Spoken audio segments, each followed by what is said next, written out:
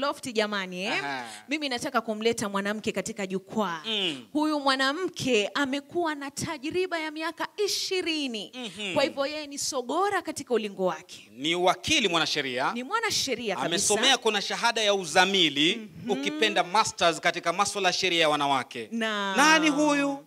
Huyu si mwingine bali ni Mutavati, lakini pia vile vile ni mwakilishi wa shirika la Umoja wa Mataifa la kusimamia wanawake. Kwa hivyo women. Kabisa. Kwa hivyo jamani tumpatie makofi akija hapa mbele. Makofi jameni, makofi jameni, msikome jameni, makofi jameni hadi afike jameni.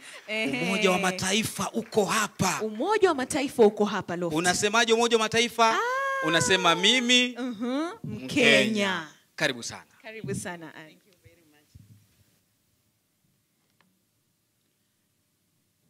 I made a promise to myself to really learn Swahili fast because I didn't realize they were talking about me until they called my name.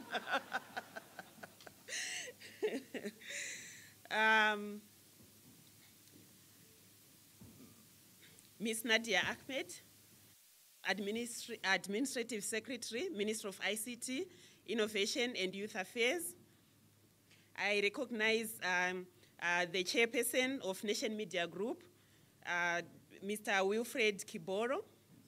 I further recognize your presence, Dr. Samuel Kobia, Chairman of the National Cohesion and Integration Commission.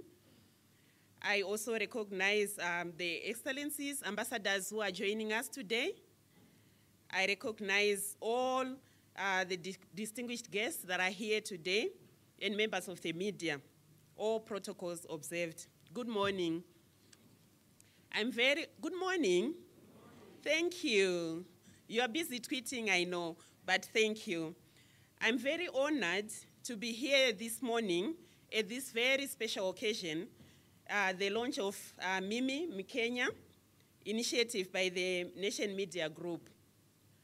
I would like to congratulate you and really thank you, the Nation Media Group, for your leadership in promoting peace, in promoting inclusivity and collaboration in the run-up to the general elections this year. Ladies and gentlemen, we are all aware that Kenya has experienced cycles of electoral violence since the introduction of multi-party democracy in the early 90s. We remember that the 2007 elections were one of the darkest periods in Kenya's electoral history, with over 1,000 lives lost, 650,000 people displaced, and property destroyed. And sadly, there were also over 900 cases of sexual violence against women and girls, men and boys that were reported, with some victims yet to get justice up to now. In 2017, ladies and gentlemen, the Kenya National Commission on Human Rights documented 201 incidents of sexual violence in 11 counties. However, we know that the reality is that the number is much higher, and there are reasons why people do not report. Chief Guest, it is well documented that when there is conflict, when there is violence, and when there is insecurity, it is women, it is children, it is people living with disability and other vulnerable groups who suffer the most. They suffer from systematic sexual and gender-based crimes. They also suffer restrictions on education. They suffer limited access to their livelihoods and to basic services, including their participation in public life. We know this because we have seen documented, not only here in Kenya, but the world over, that during conflict, women's bodies become battlegrounds. Yet, we all know that the right to elect political leaders and the right to run for political office is a universal right for eligible Kenyans, men and women. This right is enshrined in Kenya's 2010 very progressive constitution, as well as many other United Nations human rights conventions. It follows, therefore, that all the barriers that would impede the full exercise of this right must be identified and they must be removed for men and women, including young people, to participate fully and enjoy this right. Yet, sadly, this is not always the case in the electoral cycle. There are many impediments that prevent, especially women, from exercising and enjoying this right. So you hear me talk a lot about women because I am from UN Women and I'm representing all the women, I think, through their experiences around the electoral cycle. Why do I say so? Firstly, if women are fearful to participate in elections as voters and as candidates for political office, their right to participate in elections as guaranteed by the Constitution is tampered with. We also know that if the Constitution provides that not more than 2/3 of one gender shall occupy elective or appointive positions, and yet we continue to have Kenya failing to go above the current 23% of women in parliament. It means, therefore, that women's right to participate and lead in politics remains unfulfilled. You may want to know that while Kenya is a clear leader on many economic, political, and social fronts in the East African region, compared to its East African neighbors, Kenya unfortunately remains behind in representation of women in the political arena. Women in Kenya currently account for 22% in the National Assembly. And just for comparison, in Rwanda, which leads in the region, they are at 62% representation of women in politics or in parliament, followed by Ethiopia at 39%, Burundi at 38%, Tanzania at 37%, Uganda at 35%, and South Sudan at 28%. I think I'll let that sink a bit. We therefore urge Parliament to do the needful and enact the enabling legislation that will operationalize this constitutional principle of not more than 2/3 of one gender in elective and appointive positions. Chief guest, my second point is on election-related violence, which the Finnish ambassador spoke about at length. So election-related violence is a huge impediment to the exercise of the democratic right to vote for women and men of Kenya, and their right to choose their leaders freely and peacefully. I would like to point out that when a woman is intimidated or is subjected to hate speech or harassed or beaten up or has a campaign team and her supporters threatened with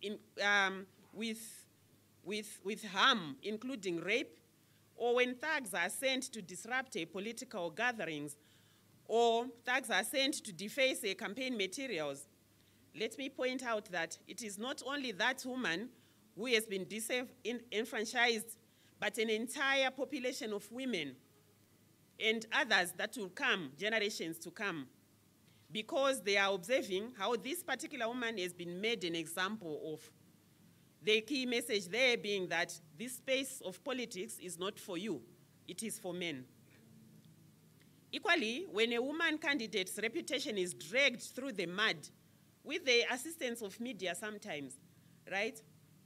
And as her whole sex life is scandalously turned into social media fodder or clickbait, the language that we understand, simply for daring to enter into politics, it is not only that woman's right to lead that has been infringed, but an entire population of women for generations to come, including aspiring women, young women. Kenya already has a very robust legal and policy framework which just needs to be implemented to ensure that we prevent and respond to violence against women in elections. For your information, Kenya is already leading at the global level along with other countries such as the UK, Uruguay, and the EU on GBV. at the global level. So we hope that we can use that leadership to also ensure that the elections are free of sexual and gender-based violence.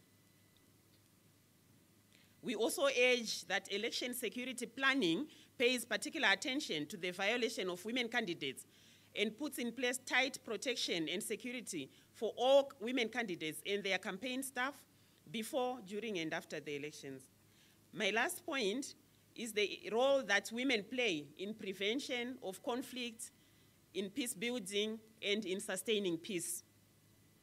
Ladies and gentlemen, women are much more than mere victims of electoral violence and insecurity. They can and they should be at the center of prevention of this violence and sustaining peace, including during the elections. Why do I say this? We know that women are often aware of what is happening in their own homes, in their communities, and in their society. They often have some, if not a lot, of knowledge of when violence is being planned, because aggressors or perpetrators come from our homes too. They are members of our families. Women will be the ones that will talk to their children and to their husbands and to their partners to reject being used by some politicians to engage in electoral violence and insecurity. Women are the ones that will remind their sons and daughters that if they get arrested for engaging in political violence, it is not the politicians that will visit them in prison or pay their medical bills if they are injured. Rather, it is their mothers and their families that will suffer. Women the world over and on our continent have been known to play mediation roles to de-escalate potential conflict arising from election outcomes by engaging political parties and reminding them to put the interests of their countries first. Examples include the de-escalation and conflict prevention roles that were played by women in Liberia, in Sierra Leone, and in Uganda. Here in Kenya, we know that Kenyan women have played key roles in conflict prevention and peace promotion, and they have shown great resilience in the upheavals all throughout the country's political history. We want to make sure that this momentum is sustained as we near the general elections this year. The framework for women to engage in peace and security already exists. There is the UN Security Council Resolution 1325 on women, peace and security, which Kenya domesticated through the Kenya National Action Plan 1 and 2. You may be aware also that government of Kenya has a non-permanent seat currently on the UN Security Council, and it has been pushing this agenda on the role that women play in sustaining peace. So we hope that this agenda will be domesticated also here in Kenya by ensuring that women are put front and center of the elections. So specifically a few things that we are asking for, therefore. We are asking government of Kenya and all political players to ensure that women are front and center of the early warning and early response system at sub-county, at county, and at national level. We are also asking that women are supported in their quest to set up women observatories during the elections or women-led situation rooms in those counties that have been mapped as hotspots so that they can observe, they can report, and they can demand immediate response to any breaches or to peace that they are witnessing. We also ask that all the leaders of 87 political parties, I think that's the number, right, or more, agree to sign a code of conduct for peaceful conduct of elections, and that they will make peace their rallying call in all their campaign messages and speaking platforms. We also ask that the regulator of political parties and law enforcement agencies take swift and decisive action in the event of breach of these terms of code of conduct. And I know that NCIC is already at the forefront of this. And we also ask that the network of women mediators be allowed to publicly hold political parties and their supporters to account for any breaches to peace. So you may wonder, so we have a lot of asks. How are we as development partners supporting in this effort? So I want to assure you as I end that we are not sitting by and just watching the space.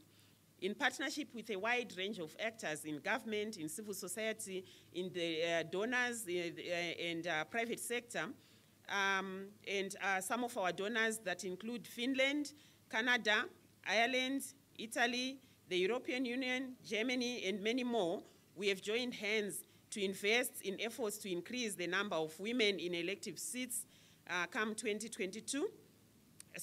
August 2022, while also amplifying women's calls for a safe and peaceful election with women at the heart of these efforts.